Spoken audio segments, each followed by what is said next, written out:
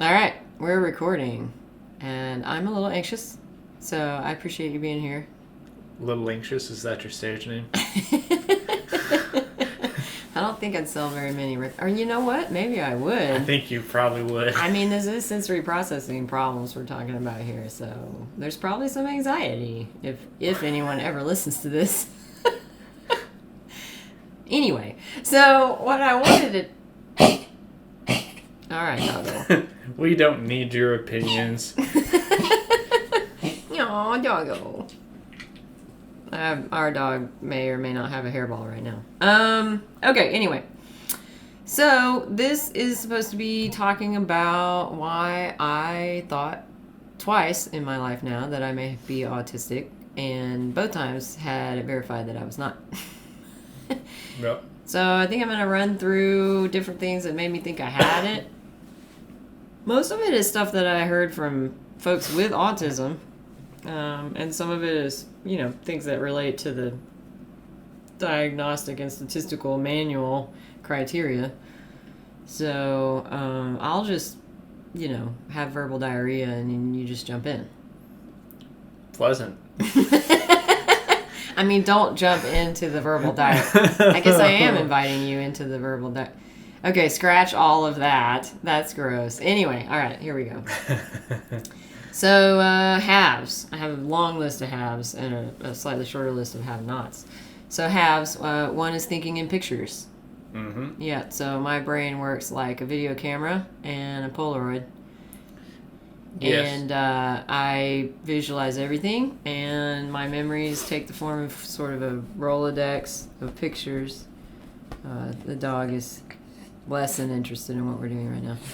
My brain is like a Rolodex of pictures or a database of videos. And so when I remember things, I just my brain re-rolls the tape or shows me the Rolodex.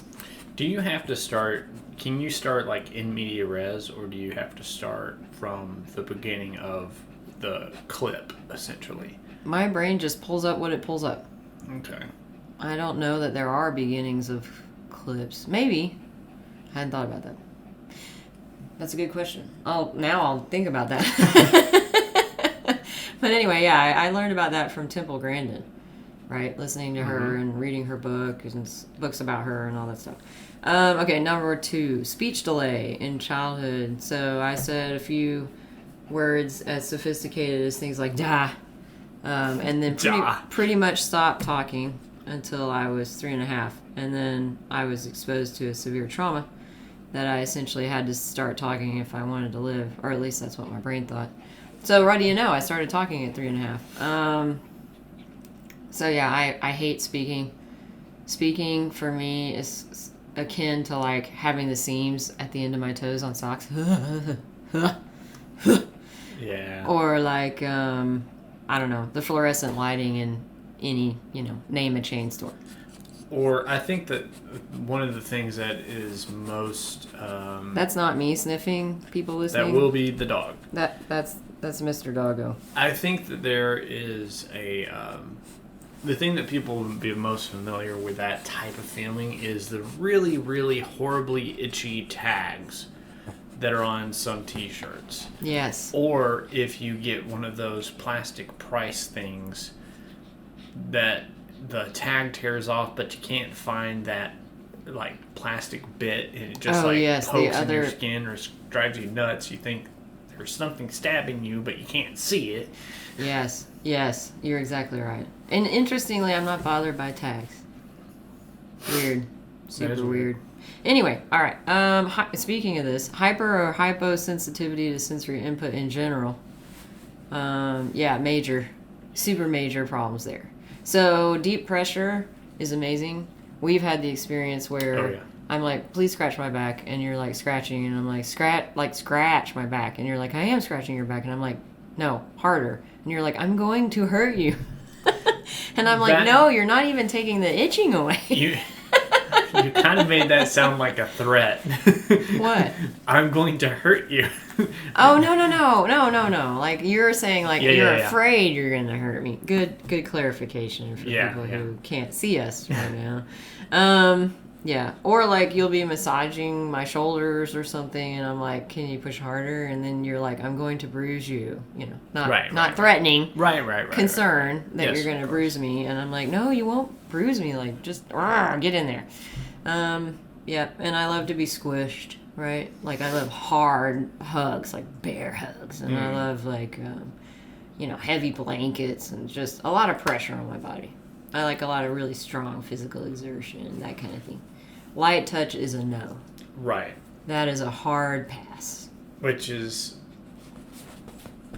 sometimes difficult just because you can go into light touch with just being absent-minded for a moment might lead to light touch, which leads to annoyance. Well, yeah, I don't really have words for how it makes me feel, but I think the closest short expression is just instant rage. Right. Yeah. Not knowing where my body is in space, like bumping into door frames. I grew up with a lot of bruises on my hips and my shoulders. It's like the door frame doesn't move, and yet, I've gone through it 100 times, and yet that door frame jumps out and grabs my hips. It's so weird. But then I've learned now that that's called proprioception, knowing where your body is in space. I struggle with that, but I did dance from childhood on, so I think that helped a lot. And then the thing that I'm good at, though, is like piloting vehicles. So like being able to drive very rapidly through a lot of things in the way. Oh, yeah.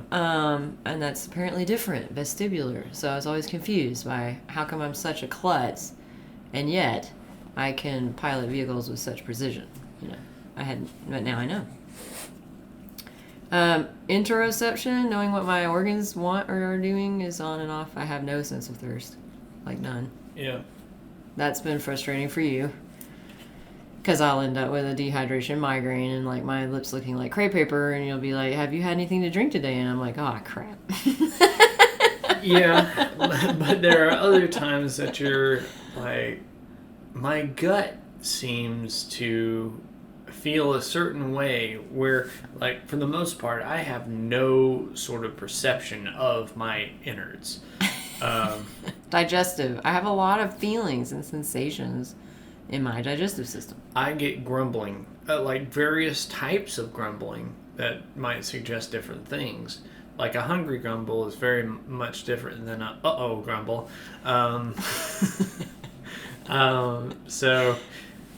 But no, you do seem to have a greater sense of what's going on in my GI. Yeah. Mm-hmm. That is true. Okay, let's see what else. I have no problems with food texture except for tendons. Right, which we just discussed at length before we started recording this. Yes, I struggle with that. And anyway. I struggle with your food texture of slimy. Yeah, I love slimy. It doesn't bother me. Yeah, no, I'll bring all the textures, all the food textures. Some foods come across like a big old bowl of snot. It's okay with me. Okra, totally fine. Yeah, doesn't bother me. Not even a little. I do hate loud noise. And there are things that seem loud to me that are not loud to other people. And sometimes, I have noticed this, there are times that certain things can seem louder to you than it does at other times. Yes. Like it can be the same sound, but at different times it has a different perception of intensity. That's true. That's very true. And yet there are times that I have to be loud. Yeah. And somehow me being loud is fine. Right. Which, as an introvert, that's a bit where it becomes a bit more of a difficulty for me. Yes. So, like, after work, sometimes me and the dog will just, like, lose our crap in the happiest possible way. Yeah. And get really loud and bark, and, I'll get down on the floor with them and, do that, like, lunge thing the dog's like. And, yeah. It's pretty much you have, like, a 2-year-old and a dog running around upstairs in your house after work. Let's see. Too bright. I can't do too bright. I grew up with basically one eye closed the entire time because everything was so stinking bright. And, my dad's solution was just close your eyes then. Okay, let's see. Caring as much or more about the feel of clothing than how it looks? 100%. If there's some kind of fabric or something's too tight, specifically, can't do. Can't deal with that. Yeah, that's her. Have you ever heard the saying like sleep with one eye open? Yeah. You growing up, you had like the opposite situation. Be awake with one eye closed. Yeah. I love you so much. He's married to me. You can't have him. Okay. Let's see. Inability to not notice the details in a scene. Yeah, that's very true. So, like, if we're watching a movie, I'll be like, man, did you see that clock in the background in the last scene? And you're like, what are you talking about? So it turns out that neurotypicals, you're supposed to focus on the subject of the scene. Right. And my brain doesn't do that. It takes in the entire scene. And so, yeah, I don't have that, whatever that discrimination feature is. So that's something that apparently is common among folks with autism. And let's see. And then, of course, the Rolodex comes into play, and I'm like, oh, this actor's been in these other 5 movies, and oh, that was the same lamp that this same production company used in 5 movies ago, or whatever. Yeah. Jimmy Stewart was a clod, and It's a Wonderful Life. Don't say that on here. People will hate me. I mean, come on. I'll put up a rant about that myself later. He was so masochistic in that movie, and I abhor with everything I've been through, I abhor masochism. Okay, not noticing internal needs, like suddenly realizing that I'm starving or I have to pee. Yep. I go from like nothing to it needs to happen right now. Mm-hmm. Like you've told me that you have hunger on a spectrum. Like you can be a little hungry. I can't be a little hungry. It's either off or on. And when it's on, like, I need food now. I have no sense of thirst. We talked about that. But I've learned to, like, try to pay attention to my lips and stuff. Whatever. Let's see. Stimming. Oh, yes. God bless. God bless people making maltose and polyvinyl alcohol squeezy cubes. And gumdrops. I cannot wait to get to use mine. Fascination with color, certain words, sounds, touch. Oh my goodness, yes. Like rubbing fabrics on my face or fingers or all kinds of things. Obsessively learning about things, watching the same movie over and over and over and over and over and over and over and over and over. Because it's predictable, right? I heard one of the autistic creators on YouTube talking about that. Shout out to Orion Kelly. That autistic guy. He was talking about that, I think. Or maybe it was Chris from Chris and Debbie. Also a good channel. Talking about watching movies on repeat. And part of it is because you know what's coming. And so you can stem with that, and it's like predictable. There's not going to be any surprises. I wonder if there's some things like that with video games that I think that some autistic people might gravitate towards. For example, there's that game that you've seen where it was Trials, that Trials game, the dirt bike game. You try it over and over and over again. It's very easy to fail. And hard pass for me. But you know what's coming. You know what you have to do. And so you just keep doing it over and over and over again. I wonder if there's something about that might be a sort of cathartic stimming kind of thing. Yeah. Mm-hmm. Maybe. I don't know. If you're autistic, feel free to comment and let us know. Let's see. Brutal honesty. So lots of things from Orion Kelly, lots of things from Chris and Debbie on that too. I love Orion Kelly's take on this. He's like, why is this even called brutal honesty? Like, this is a sign of affection. I 100% agree with the autistic community on this. Like, why people insist on lying to each other on a regular basis, and then they make these intricate rules about how you're supposed to lie in all these different situations. Like, it's lies. Yeah. It's a lie. And why are we doing this? I don't understand. I don't either. And that is something that has always driven me crazy as well, just because if someone lies to you about things that aren't important, how can you trust that they won't lie to you when things are important? Right. It makes me think that was a Bible verse. He who is faithful in the small thing will be faithful in the big thing. Yeah. I agree with you completely. And it's such a waste of time to me. Yeah, exactly. It is a complete waste of time. It's the same notion as like, why would anyone... I don't understand why people cheat. because like if you cheat with like if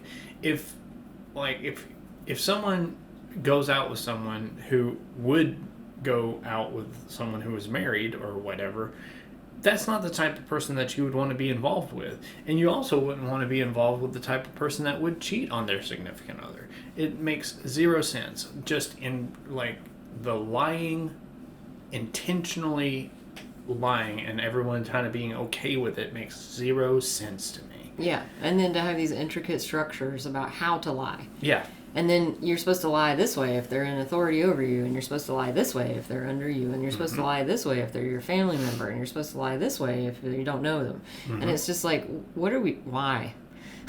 Yeah. So dumb. Very irritating. My mom used to say I had no tact. However, my friends will often call me and say they want to run something by me because they've asked 5 other people, but now they actually want the truth. Right. And so they're going to ask me. Right. Which I guess means that I don't get called for everything, but I do get called for some pretty important things. And, I mean, the truth is like if you put on a dress and you want someone to tell you you look good in it, why don't you just go to the person and say, hey, tell me I look good in this dress? Yeah. And I don't care if you lie. Lie to me if you have to, but tell me I look good in this dress. I mean, that's stupid. Right. But that's what the unspoken thing is. Like, I don't know. It is baffling to me as well. It's just a crap show, Yep. as far as I'm concerned. I don't get it. And like doublespeak, like how are you to say hello. Mm-hmm. Like we have a word. It's hello. And you can use that word to say hello. Unless you generally do care, like how are you? Right. But then half the time when I ask someone, how are you, they say, how are you? And it's like, okay, you think I mean hello, and so you're saying hello back, but you're not saying hello to say hello. You're saying how are you to say hello, when I'm actually trying to get to how you are doing. So now we've wasted whatever few seconds this is here, created a lot of confusion. Yeah. And now I need to look like the dingus by saying, no, I actually want to know how you're doing. Yeah. Wait, do you know what? I have a suggestion there. If someone responds to how are you with how are you, you just respond with how are you? And just keep going until they actually answer your question. I mean, at least there'd be some value in the conversation. If nothing else, just the sheer entertainment. Exactly. Yeah. I like this approach. Or I think maybe just give them a dumb look and wait for them to answer the question. I don't know. But then people think you're weird. Why they think I'm weird when they're like have perfectly good words for the meaning that they're trying to convey, and yet they're going to use this other thing. It's bizarre. Maybe they're pondering the question. How are you? It's like a philosophical. Yes. What is you?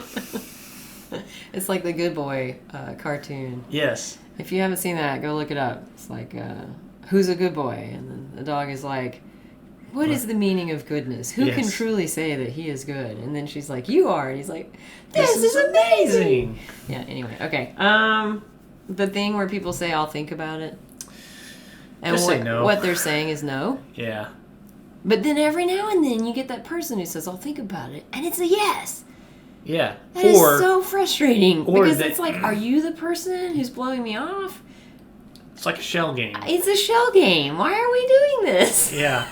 And it's just like, well, or maybe they actually mean I'll think about it, and then they decide that yes, that my answer is yes. But if they decide it's no, they don't come back and tell you it's no. Yeah, that's true. And so how long do you go thinking that maybe they're actually thinking about it? And then you can feel like such a chump, right? Because you're like, all right, I waited for a week for them to think about it. Now I understand that was a soft no. Right. And now I feel like a chump for having spent the last week in hopes that this thing would actually occur. That's like weaponized incompetence. Yes, it is. But anyway, and it's just like, I am going to see you again. Right. You know, like if I'm in a relationship with someone that I'm asking for something, you saying you're going to think about it is like a soft no. Doesn't accomplish anything except confuse the crap out of me. I think every adult that hears that is just like, I'm not a toddler. We're not going to McDonald's. Just tell me no. I'm not wanting to go get a Happy Meal. I mean, a Happy Meal could be serious business to a toddler, though. But anyway. Sure, but I mean, that's a strategy that you implement to people that don't know better. It makes me feel. I mean, I would argue don't even do it then. I agree, because that is still lying. I get your humor, but you know, it's just like I'm going to see you again, yeah, and I'm gonna look in your face, which is something I'll get to later. But I'm gonna look into your face. You're gonna look into my face, and we're both gonna know that you told me no last time we talked. Yep. And then we're just not gonna talk about it. Right. And then it becomes super awkward, and then you're not supposed to talk about it. Then if I bring it up, the fact that you've been confusing for the last week, then I'm rude. Yep. You see what they did there? They put all of the negative emotion on you. Right. Suddenly I'm the bad guy for having hope. So did you think about it? I mean, maybe you just say that and just be like, so did you think about it? And then but then they don't like that if they're the person that's trying to do a soft no. They don't appreciate that usually. Well, I mean, then they should just give a no. They should. That's what I'm saying. I agree with you. I just think, like, nail their feet to the floor and make them just say no. Or make them say, I'll think about it. And then come back to them a week later. So did you think about it? I don't know. I feel like maybe there's a gender gap between us on this one. Maybe. I think maybe men are probably better received for that sort of thing. At least in my field of work. I think a man could do that and push harder there, but if a woman does it, then it's like, at least in my field of work, where we are in the world, the culture that we live in, it's not proper ladylike behavior. Well, it also makes me think, correct me if I'm wrong, but I think that comes into a bit of the nature of ribbing, like with guys. You know, right. If you say a thing, if some guy did this, and then I came up to him and said, "So, did you think about it?" And if he's doing the soft no, it's going to be ribbing. It's going to be ribbing. He's going to be irritated. And if he's genuine, he'll be like, "Oh, I forgot," or "I did think about it, and yes, we can do that," or "I did think about it, and no, we can't do that." Or he might not even get irritated. Like he might just give me an answer. But I think that you're right. I think that. I mean, tell me differently, but I think that probably it might be different with females. In my line of work, for sure. Like, really pressing people on things is not necessarily received well. Right. From women. Yeah. Because, it's that whole, like, you don't have testosterone in male parts, so right. What are you doing being assertive here? This is against the rules. Did you not read the employee handbook? Did they not give you the manual when you got here? Right? Yes. Okay. On to the next one. Not understanding why people don't want to hear alternative points of view and don't see that as kindness. We have talked about this at length. I remember several car rides where I ranted about this for a very long time. And we went back and forth, and you tried so desperately to explain this to me, and I still literally can't slap two neurons together to make this connection. Like, I don't get it. Can you give me an example? I don't know. I mean, politics comes to mind for sure. Easy. Like anything politics. We're not going to go into any details, but anything politics. I mean, just think about politics. Uh-huh. You're on one side, somebody else is on the other side of an issue. I love to hear the other side of the issue. And I like to let it be complex. And I like to, I don't know. I'm really curious about that other person and literally following their logic and trying to be able to understand it to a level that they're satisfied that I understand it. Right. And I understand that a lot of other people find this very threatening. Right, because they haven't really thought about it. And I don't really understand why. But it's like, I'm trying to help you think about your thing. Oh my goodness, they do not want that. I know, and I don't know why. Because it's tiring for them. They don't want to have to... I mean, most of the time, I don't want to have to think. I don't want to have to be that self-reflective. Like, I don't want to have to think about... Well, we could just leave it there. Sometimes I don't want to think. Yeah, and I'm like super addicted to thinking and analyzing everything. Yeah. Everything. Yeah. If it's not disturbing to me, I'm interested in it. Right. But I think a lot of people are just I know that if there was like a political issue of cotton candy being foodstuffs or not, they'd be like, which I'm sure there is. maybe. But one side's like, it's cotton. They're emphasizing it's candy, but the other side's like, it's cotton. And it's like, let me show you. Explain to me what you mean by cotton. Yeah, and then okay, that would be me. And but they don't want to think that much about that's it. very irritating to other people, apparently. It can be, yes. And I don't understand that at all. And the other thing I don't understand is like somehow that makes you a bad person. Like you can get tagged really quick as like you're other. Yes. Well, and that's it's like, the very and the nature. thing is that they don't even know what my opinion is. Right. They're assuming that because I'm showing interest in how they think about things, that I must have an alternative opinion. And sometimes I don't. Right. And then it's impossible to convince them that, actually, no, I agree with you. I just wondered how you came to that conclusion. People don't like to do this. No, they do not. They like I said, people like to have a thought, have an opinion, and then never be questioned on it. Never be questioned on it. It's way, way, way more fun to be in a group of people that's like, yay, opinion, than it is to be like, well, actually. I don't think so. I know you don't, but I'm just telling you, and hence this discussion. I mean, I am more terrified of actually being wrong than I am of feeling like I'm wrong. And it seems to me that other people are more afraid of feeling as if they're wrong momentarily than they are of actually being wrong. Yeah, I mean, there's been psychological studies about this.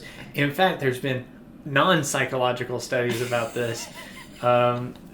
Just using the old show Candid Camera. I don't know if I've ever shown you this or if you've ever seen it, but the situation is, it's this.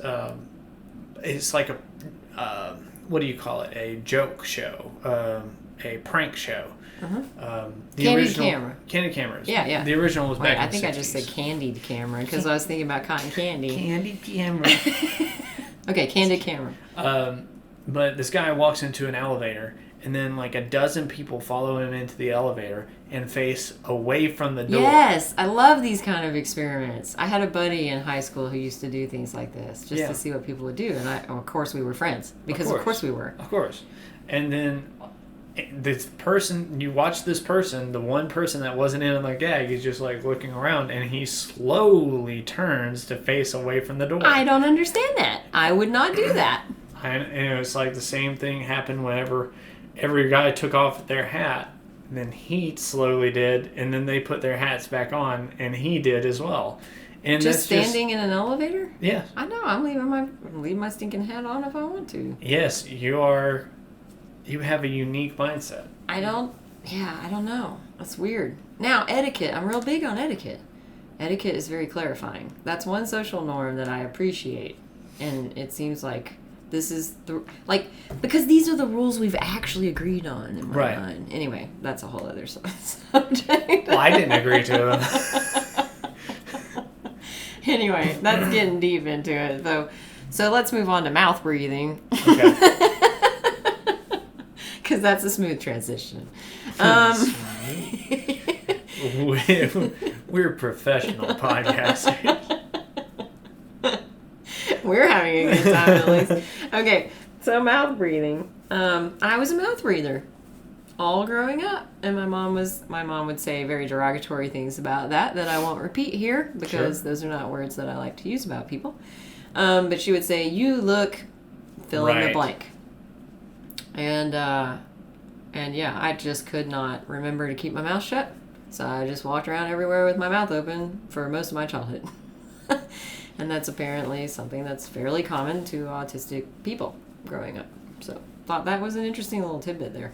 It is interesting. I do keep my mouth closed now, so somewhere along the line I learned to keep it shut. And now it's actually more effort to keep it open than it is to keep it shut. But before it was more effort to keep it closed. Like I had to consciously think and actually exercise my muscles in my face to keep my mouth shut. Well, to some, I wonder if, like, I have allergies and I'll breathe through my mouth. Like, What's the... It wasn't that I couldn't breathe through my nose. Okay. I just couldn't remember to close my mouth. Interesting. Yeah. It just wasn't a thing that I thought about. That's very interesting. Yeah. Very strange. So I'm literally a mouth breather. Yeah. Proud of it. Yeah. Here's to all the mouth breathers. Too many questions. And let me rephrase. So many questions. Yes, I don't want to be judgmental about that. I am a question box. I have always been a question box. Mm-hmm. I've never been particularly concerned about questioning authority. I never understood why that would be a problem. Never understood why questioning anyone would be a problem. I love to be asked questions. Questions are amazing. Yeah. No, I mean, it's good for conversation. It is sometimes tiring whenever, I'm getting off work and I like having a conversation with my wife. But then I'm also like, by the fifth question, I'm just like, all right now. See, I don't understand that. I understand that you don't understand. Thanks a lot. No, I'm not saying that derogatorily. I understand. It's like, that's like a part of like who you are, and that's one of the things I love about you is that you are so inquisitive. Yeah. That you think about things uniquely, and well, so do you. Well, thanks, but like not a lot of the times, not to the level that you do, because you will, like, I'll get to a certain point in like my line of questioning, and I'm like, that's enough.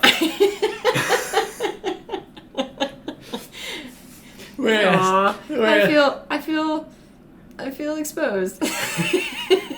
Whereas, like, you'll have a question, be like, and yet there is another question there. Well, usually the answer to one question breeds. It's like a decision tree.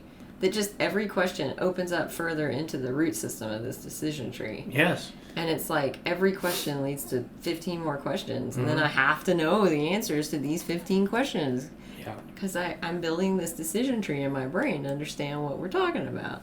Yeah, there's just a certain point that and I think a lot of other people are just like, that's enough. I've learned enough. Like, I don't need to know any more about this particular subject. I'm good.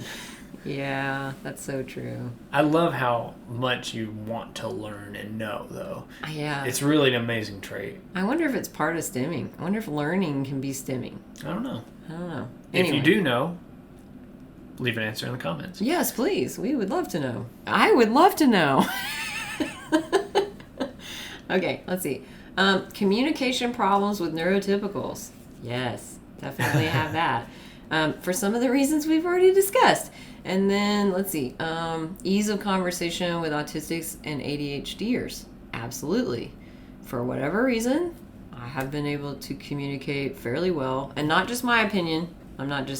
This is from actual people that I'm interacting with their kids or whoever when I worked in children's ministry, blah, blah, blah. Who have told me that, I'm communicating very well with an autistic person and or someone with ADHD. Those people are much easier to talk to for me. Let's see. Oh, one of the autistic creators that I was listening to said he gets fatigued with waiting for the point of what someone is saying and noticing how efficient people are about getting to the point. I get that sometimes. Not all the times, but sometimes. Yeah, sometimes I catch myself meandering. Like, whenever I'm in a position where I need to be talking to someone, like if it is a work thing or what have you, I'll sometimes find myself meandering in the conversation a bit and reminding myself, get to the point. Go. I do that too. What's weird is that I do it, and yet it bothers me when other people do it sometimes. But it depends on the person. Because a lot of times I feel like, okay, words, there's no meaning in any of these words. These are all perfunctory things or social norm things or, provisos, whatever, small print, right? Like, I prefer for people, tell me the point, and then we can pontificate about, whatever. Impatience with slowness in communication. I can be very impatient with that. Not usually with another person, because I enjoy the interaction so much that the speed of their speech doesn't necessarily impact me. But you will put on a the YouTube video. The richness of meaning in what they're saying matters, but the speed at which they're delivering it doesn't necessarily matter. But when I'm not talking to a person, and you know this, I will listen to YouTube videos or audiobooks or whatever on twice the speed. And the only reason that I do that is because there's no setting to make it go faster. And I can't understand once they get that fast. Like, it's amazing to me because it is difficult for me to keep up with what they are even saying at that speed. Yeah.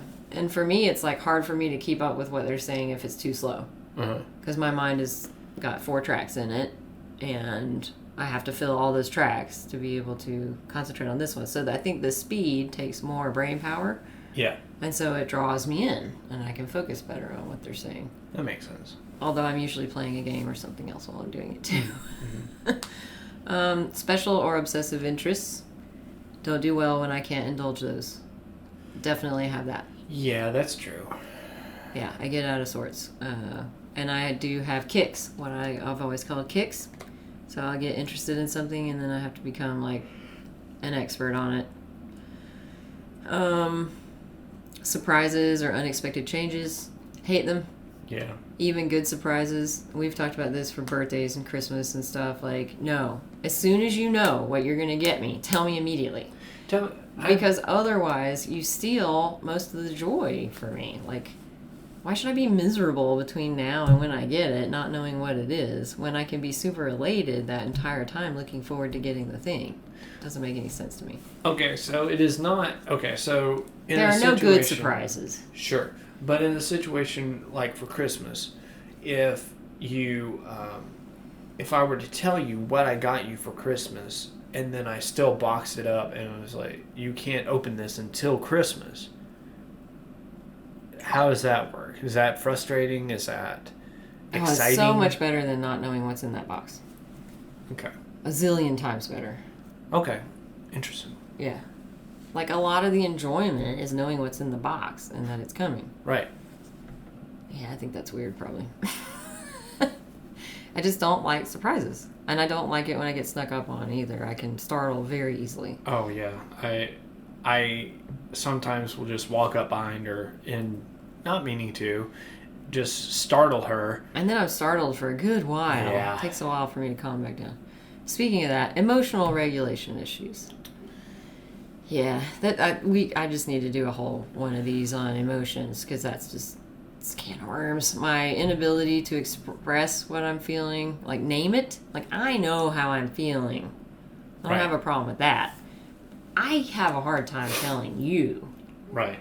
And I certainly don't show it on my face or my body. And I've had multiple PhD psychologists tell me that I have, they can't tell how I'm feeling. Right. And that comes from childhood trauma, and that was the best tactic to take in the environment that I was in. So, makes sense. That's not necessarily, it's not always driven by autism.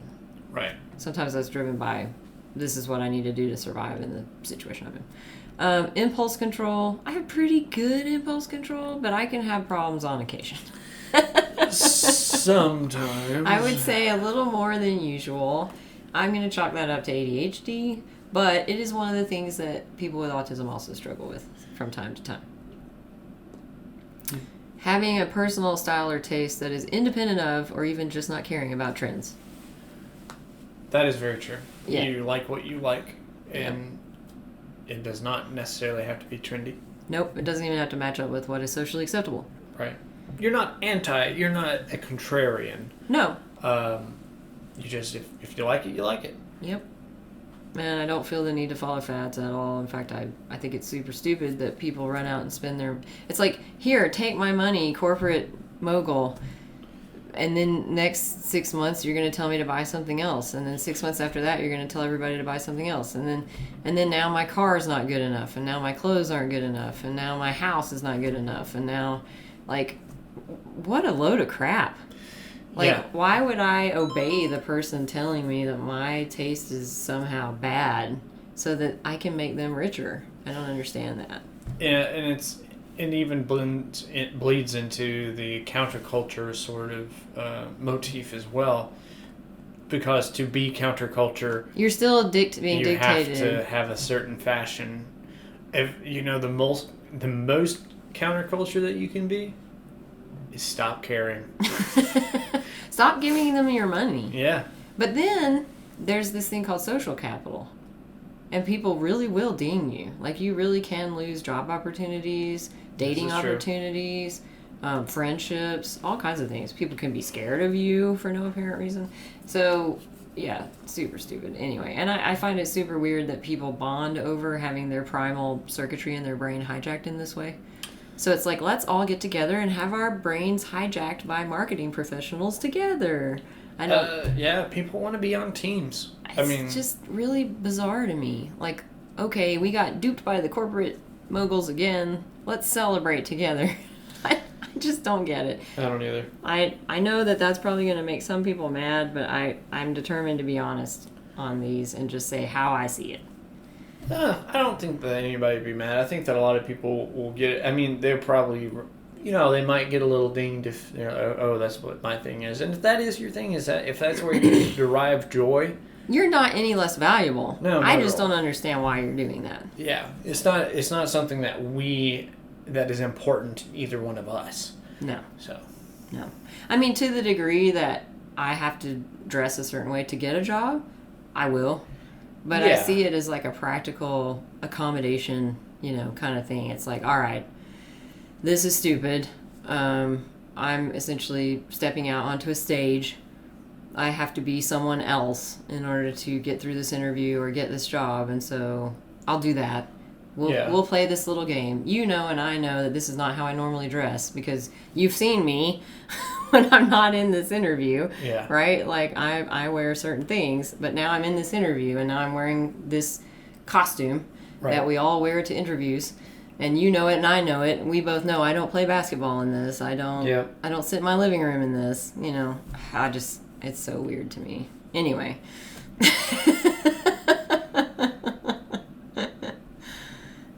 Anyway, difficulty explaining emotion. I think I mentioned that already. Extreme sense of justice. Hyper focus on what is right and wrong. Man. Oh, yes. Honesty and justice above all else. And, yeah. Like, I remember saving a cockroach in 3rd grade. There were 2 boys, like, torturing it in our 3rd grade class. And I just gave them absolute heck. And they thought I was the stupidest person they'd ever met. But I saved the cockroach, and I took it outside, and all the girls were like, ooh, yeah, come on. And all the guys were like, you took our toy away. But I just could not stand there and watch them torment this living creature. I just couldn't do it. I still tear up. It's a cockroach. It's not a life form that's generally respected by people in our culture. In fact, most people would be trying to kill it. True. I mean, I would be one of those as well, but generally because I know cockroaches are almost impossible to get rid of. Once they establish. And it's... I was in 3rd grade. Yeah, of course. But it's like a you or me situation. If I can avoid, I take ladybugs outside when I can. Yes, you do. And moths and spiders and... Yeah, I don't like anything to be killed. I don't enjoy that at all. That is a very peculiar thing that some people do, but I think that you have a very, very strong sense of justice and value of things. Yeah, it didn't seem like this creature's life was worth their entertainment. I'm like, look, there's other ways for you to entertain yourself than killing. Yeah. So this isn't even a question in my mind. Right. Narcissistic work environments. I've been in narcissistic work environments. And I don't understand why people don't band together and kick them out. Like, it's so clear to me. This is right and wrong. You got somebody who's abusing literally everyone on your staff below them, kissing butt to everyone on the staff above them. They're a complete tyrant. They're evil. They're torturing people. Not literally, but figuratively. Tormenting people. Sorry, bad word choice. Tormenting people. And you're just going to let them stay there. And it's like, okay, there's more of us than there are them. And if we all get together, we can get this person booted out of here. It's just a fact. That might not be true. But people don't get together. I mean, well, there's a lot of things that... It's like, no, I'm going to side with the narcissist because I'm afraid that we won't be unified enough to take them down. And I'm like, but you're the problem. Like, anyway, hyper focus on right and wrong. So I can judge people really harshly, I think, sometimes. And then I have to have my empathy come in and be like, all right, I totally get why you're doing this because you have so much to lose. And I've been the person who's not done the thing that I should have done because I had so much to lose. And then I remind myself of that. But it can cause a lot of internal conflict between the strong desire for what's right and then the strong compassion. Mm-hmm. Yeah, I think that a strong sense of justice is important. But I think that it does cause you some... It does. I have seen it cause you distress. Lots of distress. Lots of distress. Yeah. Yep. I have a hard time doing what's wrong. Yeah. Even if it is in your own best interest. Even if it's in my own best interest. Yep. Physical symptoms. So Chris from Chris and Debbie's channel did a great job of talking about his physical symptoms. And I just want to mention this briefly, and then I think we should do another one, or I should do another one later about MCAS. Because, which is mast cell activation syndrome. Mast, like the mast of a ship. And, he was talking about, GI stuff, diarrhea, vomiting, acid reflux, migraines, pain, headaches, lung problems, muscle pain, skin issues, hives, itching, sleep issues, bladder issues, all kinds of stuff. And I'm just like, this is literally a list of pretty much what every mast cell activation syndrome patient looks like. Yeah. And so it turns out in the scholarly literature that autism and ADHD, which I do have, I don't have autism, but I do have ADHD, as you can probably tell, is correlated with mast cell activation problems. And sensory processing disorder has been correlated with allergy. Interesting. And so that's really interesting to me, and I wish there was more talk in the autism and ADHD community about mast cell involvement, because if you don't know, it's one of, I think, 2 types. I think there's only 2. I'm not sure. Correct me if I'm wrong, if you're like a biology major. I think there are 2 types of immune cells in the brain, mast cells and glial cells. And so, it's not really surprising that people that have mast cell symptoms would also have neurological stuff, differences. Right. Being phlegmy. Yeah. Chris from Chris and Debbie talks about getting phlegmy, if you coughing and getting phlegmy, stuff like that. Yeah, vibration is a well-known mast cell trigger too. So coughing, hiccuping, laughing really hard. I used to get very phlegmy laughing. Talking, like I'm getting a little phlegmy right now. But anyway, as if on cue. Being a furnace. Oh, yes. The guy from Aspie World, I apologize, I don't remember your name. He was talking about how, at least anecdotally from his understanding, or maybe he has some scholarly research, I don't know, that people with autism tend to run hot. Yeah. And Chris from Chris and Debbie talked about that too, about needing a cold environment to sleep and be comfortable. And as you know, what's it like to sleep in the sub-zero Arctic temperatures that I require to be able to sleep? It feels like you're hugging a space heater that sometimes doesn't work. Like sometimes it's not turned on. But most of the time. Most of the time it is very, very warm. I regularly have to stick multiple limbs out from under the blanket. And what temperature is it in the room? 64 degrees is our sleeping temperature, and I'm just... Because we've negotiated that, because I would prefer 60. Yeah, and that is just... That's too cold for... It's like my limbs will start getting the frostbite, and my insides will be baking. It'll be this weird mishmash. But I tell you what, my knee's pretty good. Your knee? Yeah, because it's the it's right at the line. Exactly. I gotcha. So yeah, I also am a furnace. Insomnia is no joke. If I could, but I hate sleeping too. If I could never sleep and be okay, I would absolutely do that. If there's like a pill that I could take where it would fulfill all my sleep needs for the rest of my life and I would never have to sleep again, immediately. immediately take that pill. Yeah. What a waste of time. Anyway, it's also the best time to get anything done. That's when I can focus, is after the sun goes down. So. Oh, okay. I thought you were going to say that's when you can focus, is when you're asleep. I do actually solve problems in my sleep, as you know. Yes. Many, many times I wake up with the solution to whatever it is I had a problem going to bed. As a child, I would lay in bed for hours trying to go to sleep when everybody else was gone to bed. I'd wake up early and have to lay in bed, or I'd just get up and just be wandering around the house. As a teenager, I had such horrible insomnia that it was... And I no longer had this childhood well of energy to draw from anymore. Mm-hmm. And so it was making me sick. Yeah. And so I actually had to be medicated into sleep for about a decade. Because if I didn't take that sleep medicine, I literally wouldn't sleep. It was horrible. It was just horrible. Personification of inanimate objects and love of stuffed animals. It seems like there are quite a few members of the autism community that have this. Although that seems like something that a lot of adults have that they don't really want to admit to. And so I wonder if it's just that people with autism are more direct, right, and honest. Right. And there's really like this army of adults that still sleeps with a teddy bear and other things. Or if it's just, if it really is something that's more common in people with autism. I don't know. So if you know, let us know. Meltdowns. Yes, I can have meltdowns. And they're not tantrums. There's no demand. So thanks to autistic creators for helping me understand that. And it does take days or even a week to recover. And I will beat myself up after having a meltdown. For sure. Yeah. Yeah. Routines and repetitive behavior. Yeah. Like, I like novelty, ADHD brain.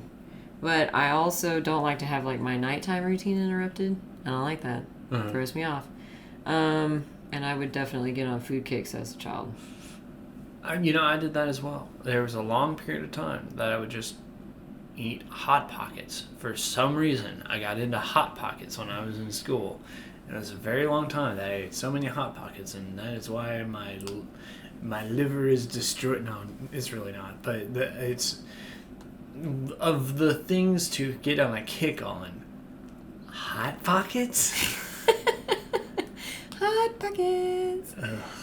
I love I that. can't stand them anymore. I love that comedy routine. What's the name of that comedian that does that? Jim Gaffigan. Jim Gaffigan. Yes. Shout out to Jim Gaffigan. I don't like everything he does. I don't think I even approve of everything he does. But that is hilarious. Yes, he seems like an overall chill, decent dude.